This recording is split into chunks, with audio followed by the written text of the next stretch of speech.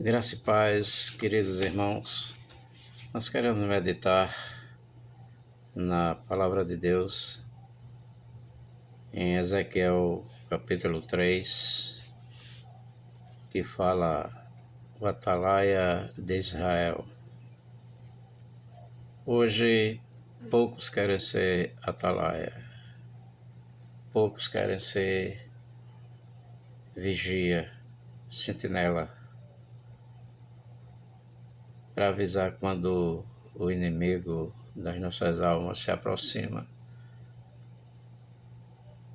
tentando colocar as pessoas nas suas tentações, destruindo vidas pela maldade do pecado. Consequência do pecado terríveis. E aqui a palavra de Deus em Ezequiel 3, vamos ler a partir do versículo 19.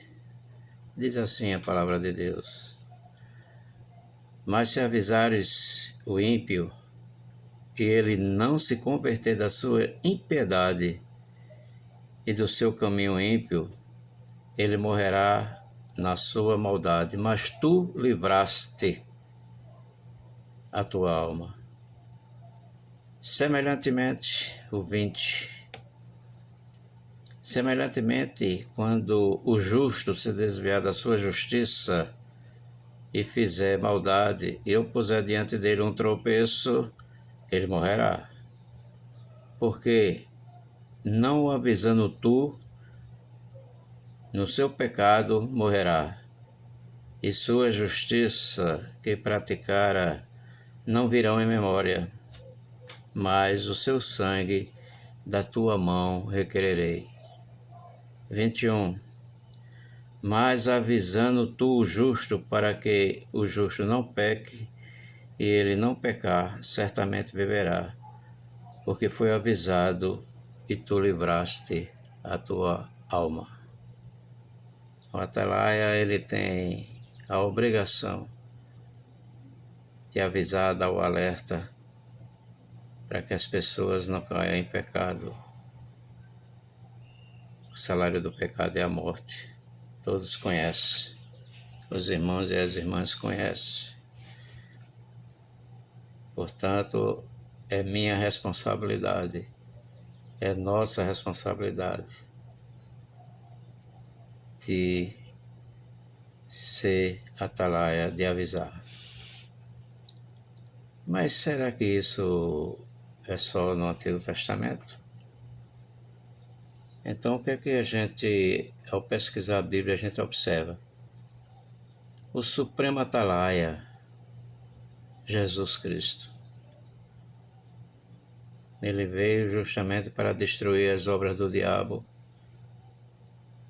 e para pagar o preço dos nossos pecados e nos livrar desses pecados.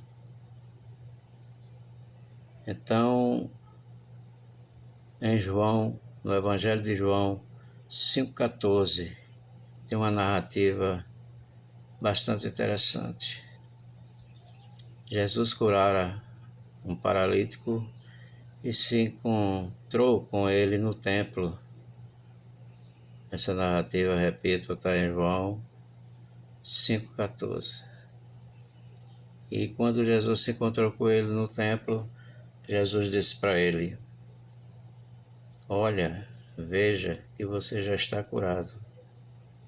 Portanto, não peques mais, para que não te aconteça o pior. Porque eu, o irmão Israel Cândido de Brito, toca tanto nesse assunto. Eu sei que já estou sendo perseguido e discriminado porque eu falo tanto contra o pecado. Queridos irmãos, irmãs, eu fui infartado 2 vezes. Meu rins paralisou. Eu tive Covid.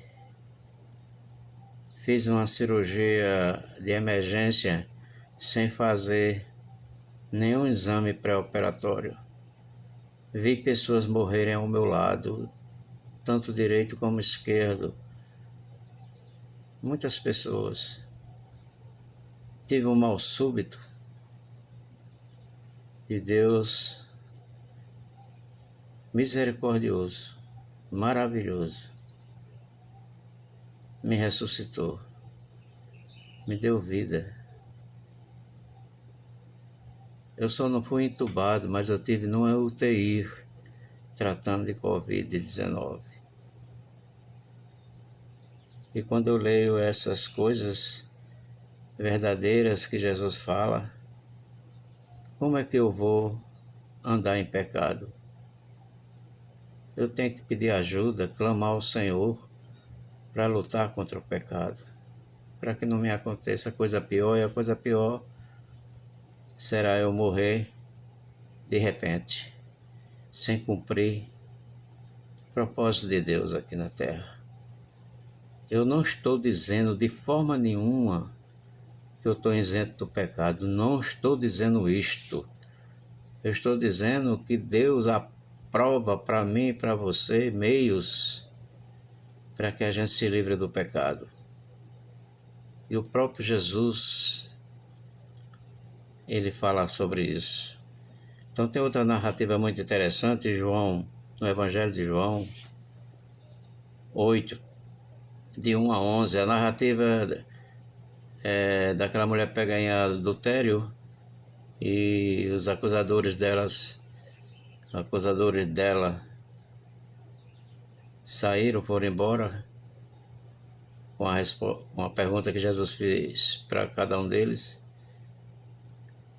E Jesus se vira, se inclina para ela e diz: mulheres, cadê os teus acusadores? Elas, Senhor, foram embora. Eles te condenaram? Não.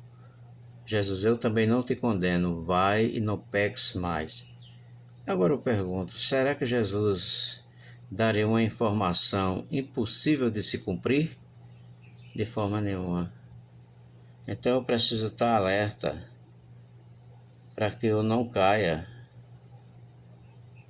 no descrédito do ensino de Jesus e dos apóstolos que morreram porque questionaram o pecado e trouxeram solução para o pecado da humanidade. Todos eles foram perseguidos porque eles estavam andando de uma forma piedosamente e essas pessoas foram rejeitadas. João Batista, ele foi morto porque denunciou o pecado de Herodes e da sua mulher. Então, o povo não gosta quando alguém toca nesse assunto de pecado. Quando João Batista disse: não é lícito possuir a mulher de teu irmão, a perseguição tão grande por causa dessa denúncia, preso e depois decapitado. Então todos aqueles que denunciam pecado e falam contra o pecado, colocam a sua cabeça a prêmio. Mas alguém pode perguntar: é verdade mesmo que a gente pode resistir ao pecado? Se você mergulhar nas Escrituras, você vai ver. Consideremos, pois, mortos para o pecado, escreve o apóstolo Paulo. Mas será que saiu alguma palavra da boca do próprio Pai, do próprio Deus? Sim, Gênesis 4, 6 e 7. Medite, Gênesis 4, 6 e 7. Vou repetir, Gênesis 4, 6 e 7. Deus tem um encontro com Caim, e Deus, sabendo de todo o propósito maldoso de Caim, Deus avisou a Caim: por que caiu o teu semblante? Se tu fizeres o bem, não serás aceito? Então Deus disse para ele: o pecado bate à tua porta. Cabe a você a dominá-lo. No Éden isso aconteceu. Nós hoje temos o Espírito Santo domínio próprio para decidir se a gente quer pecar ou não.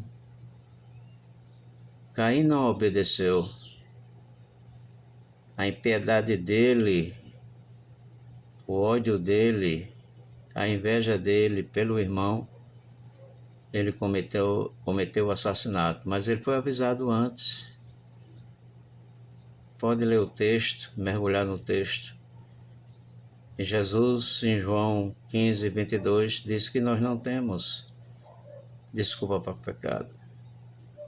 João 8, 34, também Jesus disse que todo aquele que comete pecado é escravo do pecado. Se verdadeiramente o Filho vos libertar, sereis livres. Apeguemos a palavra de Deus. Continuemos a ter comunhão com o Pai, com o Filho e com o Espírito Santo, para que a gente viva uma vida de santificação. Que o Senhor nos abençoe e nos ajude a praticar essa palavra. Amém.